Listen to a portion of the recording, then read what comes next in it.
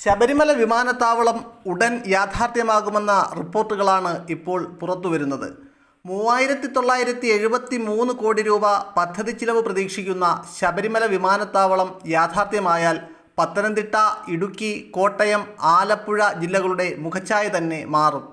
2570 acre സ്ഥലത്ത് നിർമ്മിക്കുന്ന Sabarimala വിമാനത്താവളത്തിൻ്റെ റൺവേയ്ക്ക് 3.5 kilometre നീളവും 45 മീറ്റർ വീതിയും ഉണ്ടാകുമെന്നാണ് റിപ്പോർട്ട്. കോട്ടയം, പത്തനംതിട്ട, ഇടുക്കി ജില്ലകളുടെ സമ്പദ്ഘടനയും ഇതോടെ വളരും. 2570 ഏക്കറിൽ നിർമ്മിക്കാൻ ഉദ്ദേശിക്കുന്ന വിമാനത്താവളം സംസ്ഥാനപാത 59 സമീപത്തായാണ്. പമ്പയിൽ നിന്ന് 50 കിലോമീറ്ററും കോട്ടയം ടൗണിൽ നിന്ന് 40 കിലോമീറ്ററും മാത്രമാണ് നിർദ്ദിഷ്ട ശബരിമല വിമാനത്താവളത്തിലേക്കുള്ള ദൂരം.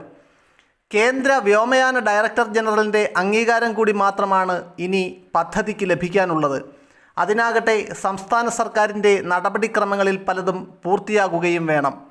കേന്ദ്ര സർക്കാരിൻ്റെ മറ്റേതാണ്ട് എല്ലാ അനുമതികളും ശബരിമല വിമാനത്താവളത്തിന് ലഭിച്ചു കഴിഞ്ഞു. PM ഗതിശക്തി വകുപ്പിൻ്റെ അംഗീകാരവും കഴിഞ്ഞ ദിവസം പദ്ധതിക്ക് ലഭിച്ചിരുന്നു. അടിസ്ഥാന സൗകര്യ വികസന പദ്ധതികൾക്ക് കേന്ദ്രാനുമതി നൽകാനുള്ളതാണ് PM ഗതിശക്തി വകുപ്പ്. പദ്ധതിയുടെ നടത്തിപ്പുകാരായ Kerala State Industrial Development Corporation സമർപ്പിച്ച റിപ്പോർട്ട് അംഗീകരിച്ചാണ് വിമാനത്താവള പദ്ധതി PM ഗതിശക്തിയിൽ ഉൾപ്പെടുത്തിയത്. റോഡും റെയിലും വിമാനത്താവളവും ജലഗതാഗതവുമൊക്കെ ഉൾപ്പെടുന്ന ബഹുതല മാതൃകയിലുള്ള അടിസ്ഥാന സൗകര്യ വികസന പദ്ധതികൾക്കായി വിവിധ മന്ത്രാലയങ്ങളുടെ ഏകോപനം സാധ്യമാക്കി അനുമതി നൽകുന്ന കേന്ദ്ര സംവിധാനമാണ് PM ഗതിശക്തി.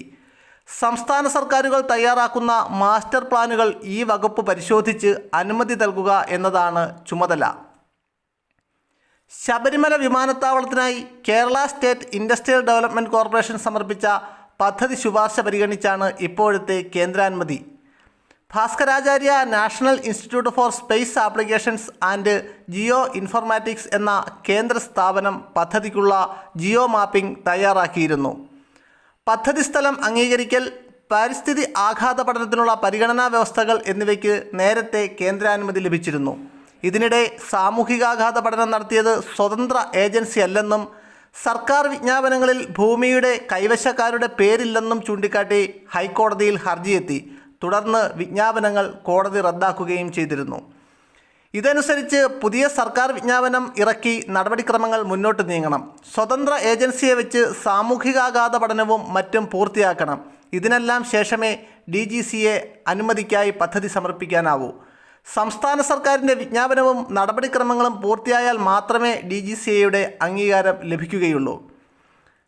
ഹൈക്കോടതി ഇടപെടലിനെ തുടർന്ന് റദ്ദായ സ്ഥലം ഏറ്റെടുക്കുന്നതിനുള്ള പ്രാഥമിക വിജ്ഞാപനം വീണ്ടും പുറപ്പെടുവിക്കുവാനുള്ള നടപടികളാണ് ഇപ്പോൾ പുരോഗമിക്കുന്നത്.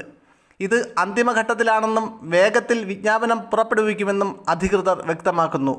വിജ്ഞാപനത്തിനൊപ്പം വിമാനത്താവളത്തിൻ്റെ വിശദ പദ്ധതി രേഖയും പ്രസിദ്ധീകരിക്കും. ഇതിനുള്ള നടപടികളും പുരോഗമിക്കുകയാണ്. സ്ഥലം ഏറ്റെടുപ്പിന് മുന്നോടിയായി സാമൂഹികാഘാത പഠനം നടത്താനുള്ള ഏജൻസിയെയും കണ്ടെത്തേണ്ടതുണ്ട്.